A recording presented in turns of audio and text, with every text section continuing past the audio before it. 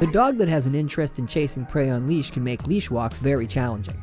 How to reduce the reactivity aspect of lunging out and barking at prey is the same as many other aspects of counter conditioning, with one significant distinction. If you're able to, you can actually chase some prey, which is a huge reinforcer for the dog. How to modulate the natural stalking sequence, obtain disengagements, and how to chase prey is what this video will focus on. The innate need to gather scent, stalk, and chase prey, and hopefully catch prey can be one of, if not the strongest desires that a dog has. This natural desire to sequentially search for food actually makes the training and behavior modification easier, as long as the humans are aware of the sequences and how to shape the behaviors they want increased, and how to reduce and eventually eradicate the behaviors that are not useful to leash walking, such as lunging, then success can be had. Though make no mistake, disengagements from prey can make it some of the most challenging training. Once the humans have a flexible plan and stay focused on the tasks, the training will become much more efficient. 2, 3, yes. The following protocols will help leash handlers with dogs that have a high prey drive. Make sure you watch the Less Stress, More Success videos: leash mechanics, scent, counter conditioning, and the environment. Those videos will help make the execution of prey disengagements easier and more manageable. There is no guarantee that you and your dog will achieve the results you want right away. Take your time and make sure to utilize management strategies when you can until you and your dog are fluent in the disengagements of prey. Remember, dogs do better with stimuli at appropriate distances rather than with sudden appearances, so stay aware and be ready to train or manage away. The key to success in teaching dogs not to go after prey is making sure the dog has a good disengagement repertoire and the handler is aware and ready to train. The following cues should be well established and worked on daily in all contexts as a way to disengage or stop the dog from approaching anything. The wait and stay cues are great in the face of stimuli the dog wants access to within the limits of a 6-foot leash. Work on this daily. Wait and stay at doors is also a good way to practice disengagements and impulse control. Or, at street crossings or when meeting up with friends, use a wait and a stay. The leave it and the touch cues with stimuli that the dog wants access to are great ways to disengage the dog. Using toys or scents as reinforcements with the leave it and touch cues are another great way to keep them strong. On-leash check-ins by issuing a leave it or a touch are also a great way to keep the touch and the leave it cue sharp out on a leash walk. The touch cue is a great way to get the dog's attention and get the dog away from the prey. This way the dog comes closer to you, thus giving the handler the ability to easily shorten the leash and better manage the dog, and the dog learns that disengagements work as they pay.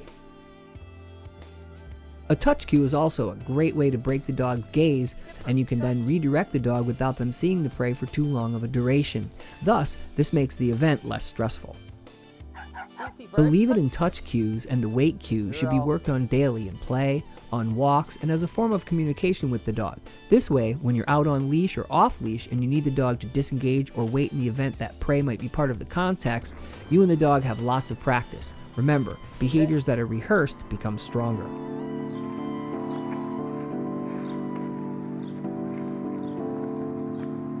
Always carry high-value food rewards when you're walking a dog that has a high prey drive. This way, you will have something to pay the dog when they disengage or wait when they are faced with prey. Develop and practice awareness to the environment. That is very crucial.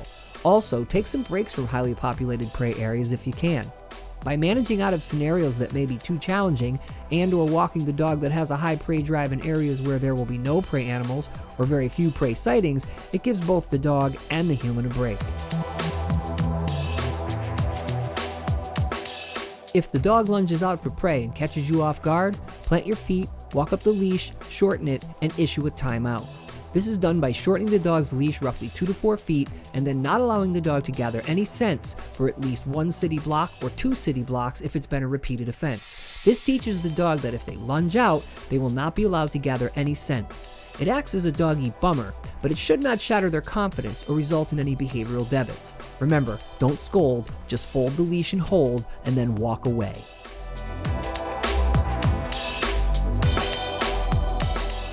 Once you and the dog are achieving solid results in the area of 80% of the time, the dog is adhering to cues such as leave it or touch as disengagements, or stay and wait for the dog not to move, or perhaps the dog is offering waits and looking for directions from the handler.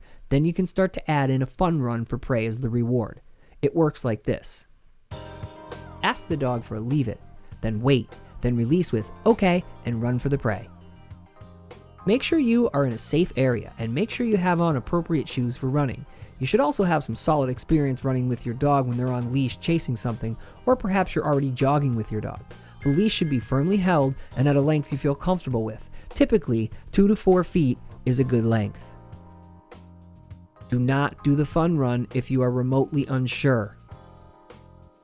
Do not chase cats, as they are people's pets. Squirrels, rabbits, birds, they should all be okay, and usually they're long gone before you can even release the dog. Leave it all the way. 1. As long as the dog gets the chase, that is the reward.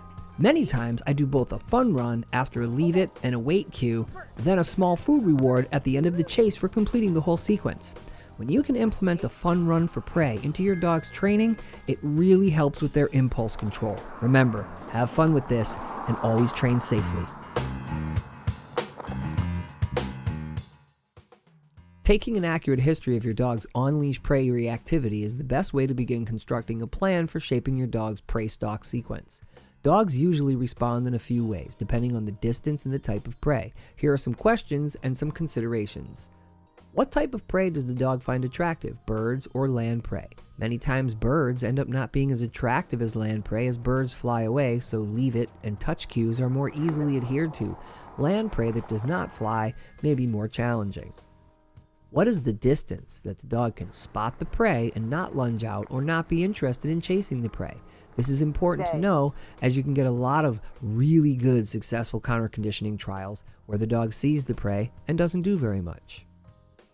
How long of a history does the dog have with not being reinforced for leaving prey or being reinforced for lunging out to chase prey? The more of a history the dog has with lunging out for prey or reacting to prey, the more challenging the counter conditioning may be. What is the dog's initial reaction when they spot prey? Does the dog bark? Does the dog attempt to run? Does the dog cry and whine? Does the dog stop and look? Does the dog crouch, drop their head, and begin the stalking sequence? Does the dog do a number of these things based on the type of prey and the distance of the prey? Here are 5 options for prey counter conditioning and shaping the dog not to lunge out at prey. 1. If the dog lunges out to go for prey, issue a timeout to the dog by shortening the leash so there is roughly 6 to 8 inches of leash and remove the ability for scent gathering. A timeout for at least 10 seconds is a good baseline. You can always add 5 or 10 seconds to another timeout. 2. When the dog stops and spots prey and does not advance beyond a small step or two and readies for their stalk sequence, mark yes and pay for that stop and watch. If the dog is stopping, but taking some small steps, issue a wait or a stay. You may need to finesse this with some micro consequences such as an oops, which signals that a timeout may occur if the dog advances. Don't wait more than 2 or 3 seconds before releasing the dog after the stay or the wait, and release the dog with okay or go. This is the goal, to shape the dog's response so that they first notice the prey and they wait until the handler issues a directive to advance or disengage with a leave it, and then they get food rewards, or a fun run if they choose to run. 3. Allowing the dog to advance as they see fit after the initial wait or stay cue. During the advancement, ask for a wait or stay within the first 5 to 10 steps of the advance. This helps build impulse control, and it allows the handler to adjust their mechanics if needed during the fun run. 4. Mark yes and pay the dog with a high-value food reward at the end of the fun run sequence. This acts as extra reinforcement for completing the sequence. 5. Use high-value food rewards for the dog when they disengage with cues such as look, leave it, or touch. When the handler is aware of the environment in the dog's prey stalk sequences, the sequence can be modulated, and then the dog is being taught a flowchart. As long as the dog does not lunge out, adheres to stays and waits, does not run unless cued, and disengages when cued, they win a fun run or high-value food rewards. If the dog lunges out or does not disengage, they are issued a non-scent gathering timeout for at least 10 seconds, or 1 city block, or you can issue penalty yards and try again. A word about penalty yards. They can be tricky because you're staying in the vicinity of the prey, so make sure the dog is not over threshold and stressed by the event. If that's the case, just get out of the event and retool the plan for the next time you might need to pass that area. Once the handler has their awareness at appropriate levels and they have their mechanics efficient along with efficient verbal cues, the dog that once lunged out for prey can learn impulse control and follow the handler's cues and directives.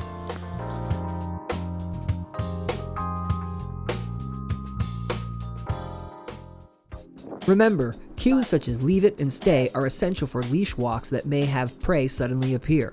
Stay aware and be ready to train or manage, and there should be less stress on a dog walk when prey shows up. You can strengthen your dog's impulse control anytime. The more you do, the better the dog will be when the stimulus is very challenging, as is the case with prey sightings. Dogs have been hunting alongside humans for thousands of years. There was never a need for molded metal or electric shock in order to teach dogs how to work alongside humans for food procurement. Don't let anyone try and sell you on those types of tools. They are dangerous. There is no reason why with some dedicated training and behavior shaping, you and your dog cannot become great at training cues in the face of prey. Once you have a well-established sequential repertoire with your dog in prey contexts, typically the dog will not lunge out and bark at prey when they are confronted with prey on a leash walk, as they learn that those behaviors are inefficient and waiting gets them the rewards. It's better to have a few mess-ups or none at all and many small successes than have a few big successes with lots of messing up. The more you help the dog get the sequences right, the less you both get it wrong, and that is what you'll both be learning. That the right choices work out, then those will increase, and the other choices will soon not even be considered by the dog or the handler, as those choices will not work to obtain reinforcements. As always, have fun, train safely, and please stay in the comfort zone for yourself and your dog.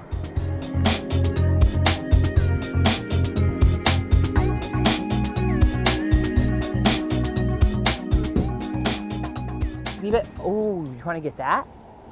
You want that? Okay, we'll try. Wait. Okay, easy.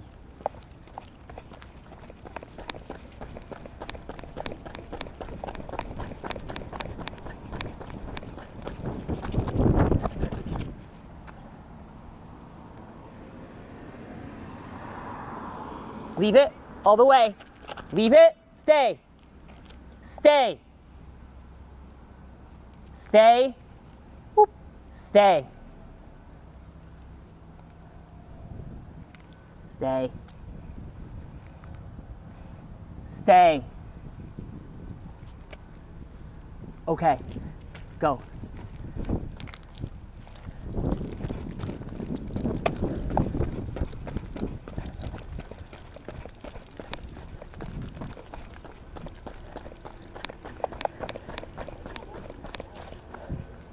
Okay. Yes. Good job. This has been a Canine Sun Media presentation.